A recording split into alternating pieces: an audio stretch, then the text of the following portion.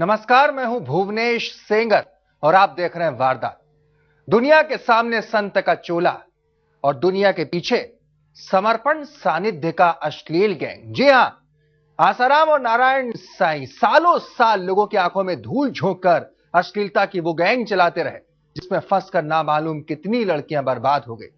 दोनों ने अपने अपने गैंग में काम करने वाले हर गुर्गे को न सिर्फ उसके हिस्से का काम बांट रखा था, बल्कि काम से चूकने पर सजा और कामयाबी पर इनाम दोनों मिलता था। काम, क्रोध, लोभ, मोह, अहंकार, इसकी निंदा मत करो। आंखों से दिखेगी अपनी मैं। जहाँ सुमति वहाँ संपत्ति और सुरक्षा। लोभी हूँ, कामी हूँ, मैं हूँ। स्टेज पर पहले पाखंड का सोलो परफॉर्मेंस हुआ करता था। जोगी रे क्या जादू है तेरे प्यार में, जोगी रे क्या जादू है तेरे प्यार में। बच्चियाँ तेजस्वी बनेगी, किसकी बेटियां हैं। आसाराम अकेले ही ज्ञान बघारा करते थे। बापू की बच्चियां पावरफुल होती है, मजबूत होती है। लेकिन धर्म कर्म की ये दुकान जब चल निकली तो बाबा ने अपने लाडले नारायण साईं को भी धंधे में उतार लिया। भक्तों ने अपने भगवान के बेटे में भी भगवान के दर्शन किए। ये साईं तो बसे हैं कण कण में, हम सब। और आसाराम की सम्मोहिनी आंखों ने भक्तों में बाजार को पढ़ लिया।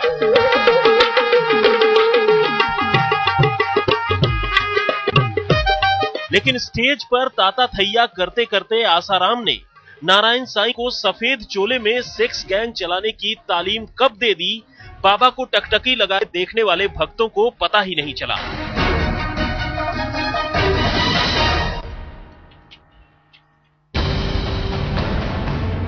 बाप बेटे की ये काली करतूत शायद कभी जमाने के सामने नहीं आती अगर आसाराम के खिलाफ दिल्ली में यौन शोषण का मुकदमा दर्ज न हुआ होता। लेकिन अब तफ्तीश के दौरान पुलिस को इन बाप बेटे के बारे में जो बातें पता चल रही हैं, वो रोंगटे खड़े करने वाली हैं। लेकिन इससे पहले कि हम इन बाप बेटे के अश्लील गैंग्स के बारे में आपको तफसील से बताएं, आइए एक एक कर दोनों के चंद खास सिपह सालारों और उनके काम करने के तौर तरीके से आपको वाबस्ता कराए देते हैं। शिवा, शिल्पी, प्रकाश, लक्ष्मी, भारती, ध्रुवबेन। वैसे तो आसाराम का गैंग कहीं ज्यादा बड़ा है, लेकिन ये वो चंद नाम है जिनकी करतूत अब पुलिस के सामने शीशे की तरह साफ हो गई है। पहले दो नाम यानी शिवा और शिल्पी पर जहां लड़कियों को फांस कर आसाराम के कलंक की कुटिया तक लाने की जिम्मेदारी थी, वहीं आसाराम का रसोइया प्रकाश लड़कियों को धोखे से अफीम वाला दूध पिलाता था और उनके शोषण के दौरान कुटिया पर नजर रखता। लड़कियों के शोषण के बाद आसाराम की पत्नी लक्ष्मी और बेटी भारती इन लड़कियों का मुंह बंद करवाती। और ठीक इसी तरह आसाराम की करतूत से अगर किसी लड़की का गर्भ ठहर जाता तो आसाराम की खास साधिका ध्रुवबेन उन लड़कियों का गर्भपात करवाती।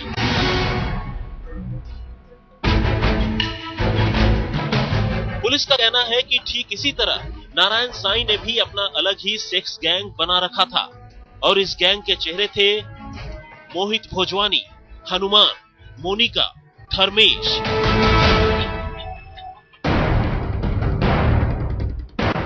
ये गैंग भी सत्संग के नाम पर लड़कियों को नारायण साईं की कुटिया तक लाने में लगा रहता।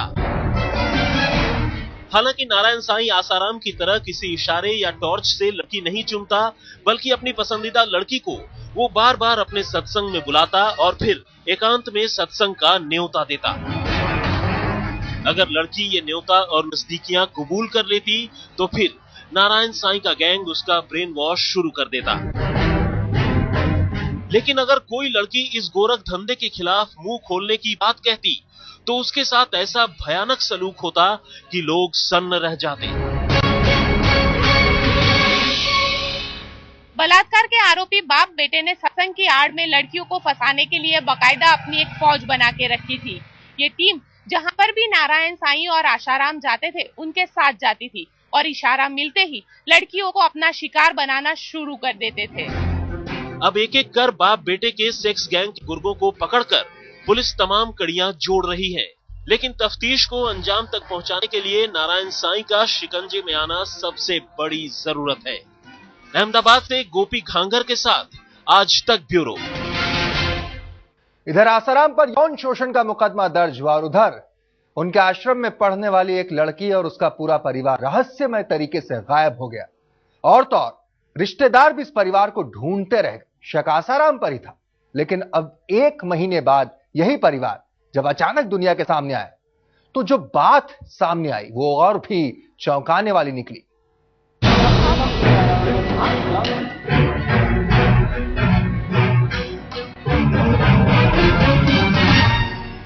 ये गुमशुदगी जितनी अजीब थी, ये वापसी उतनी ही ड्रामाई है।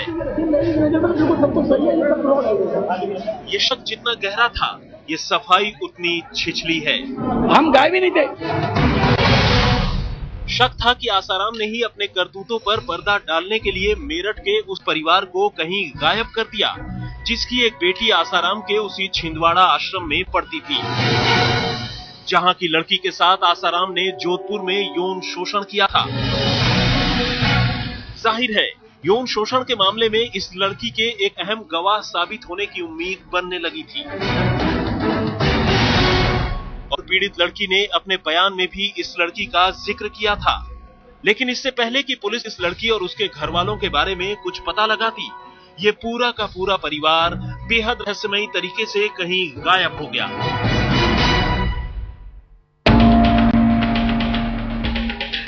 लेकिन अब तकरीबन महीने भर बाद मेरठ से गायब हुआ ये परिवार उत्तर प्रदेश के ही मैनपुरी में प्रकट हुआ है। और न सिर्फ प्रकट हुआ है, बल्कि इस लड़की के पिता ने सबके सामने आते ही आसाराम की शान में कसीदे पढ़कर उन तमाम बातों पर मिट्टी डाल दी है, जिसमें कहा जा रहा था कि आसाराम ने ही राज खुलने के डर से इस लड़की और उसके घर वालों को कहीं गायब करवा दिया। हम लोग अपने गांव में यहाँ शिफ्ट हो गए थे, आकर के यहीं आसपास ही थे। हम लोग कहीं न तो हमें किसी ने कैप्चर किया था, ना हमें किसी ने मेरे ऊपर कोई दबाव था। वो गलत दिया हुआ है, भाई को पता ही नहीं था। भाई को पता, मेरे गांव में थे तो आप भाई को कैसे पता नहीं था? 1 मिनट, भाई को, हम गांव के आसपास ही थे, भाई ने अगर कुछ बोला है तो भाई को जानकारी नहीं होगी। हमने बेटी का इसी साल छोटे भाई ने मेरे से बोला, हाँ, उसे भी जानकारी नहीं थी। हम लोग जब निकले उससे हम पहले निकले हुए थे। दरअसल आसाराम के खिलाफ यौन शोषण की रिपोर्ट दर्ज करवाने वाली लड़की ने पुलिस को बताया था कि उन दिनों छिंदवाड़ा के आश्रम में उसके साथ पढ़ने वाली इस लड़की के साथ भी शिल्पी की काफी नजदीकियां थी, लिहाजा उसके पास भी आसाराम और शिल्पी के कई राज दफन हो सकते हैं। लेकिन इसके बाद ही ये परिवार कुछ ऐसे गायब हुआ कि उनके पड़ोस में रहने वाले रिश्तेदारों को भी उनका कोई पता नहीं था। जब लोग सामने नहीं पड़ रहे तब लोग कुछ भी समझा जा सकता, क्योंकि देखो खतरा ही खतरा दिखाई दे रहा मुझे। क्यों कि अब जब पता ही नहीं चल रहा कि हाँ अगला है कहाँ, बच्चे कहाँ हैं, ठीक है नहीं, तो इस बारे में क्या कह सकते हैं कि देखो। लेकिन अब इस लड़की के पिता ने मैनपुरी में लोगों से कहा कि वो अपने गांव में ही थे और उन पर आसाराम की तरफ से कोई दबाव नहीं था।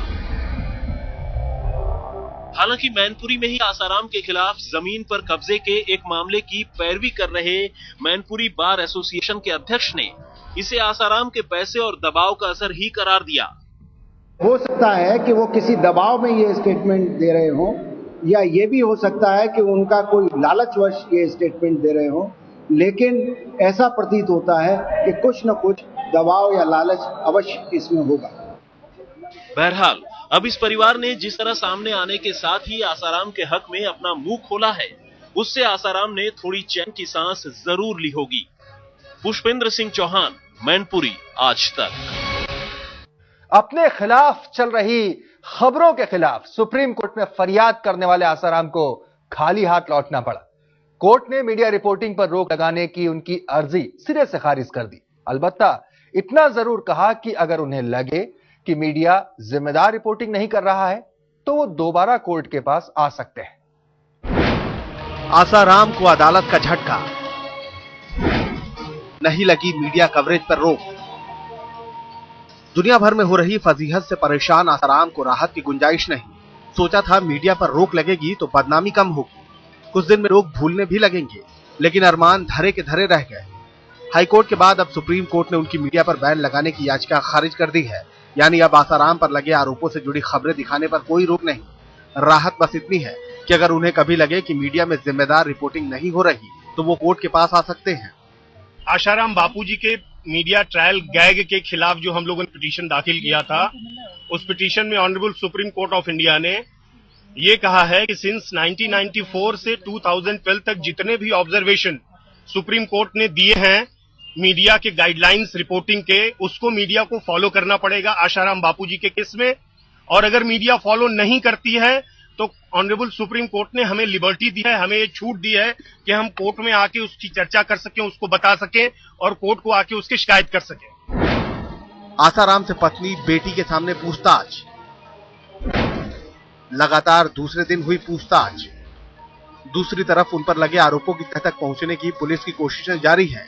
आज लगातार दूसरे दिन आसाराम से उनकी पत्नी और बेटी के सामने पूछताछ की गई। आसाराम के खिलाफ गवाह को धमकी। 2 दिनों में दूसरी धमकी। नारायण साईं के समर्थकों की बेचैनी भी बढ़ती नजर आ रही है। खबर है कि आसाराम के खिलाफ खड़े हुए गवाह को फोन पर धमकी मिली है। पुलिस धमकाने वाले को तलाश रही है। इससे पहले रविवार को ही जांच से जुड़े एक अधिकारी को जान की धमकी मिली थी। तो वारदात में बस इतना ही। दीजिए इजाजत।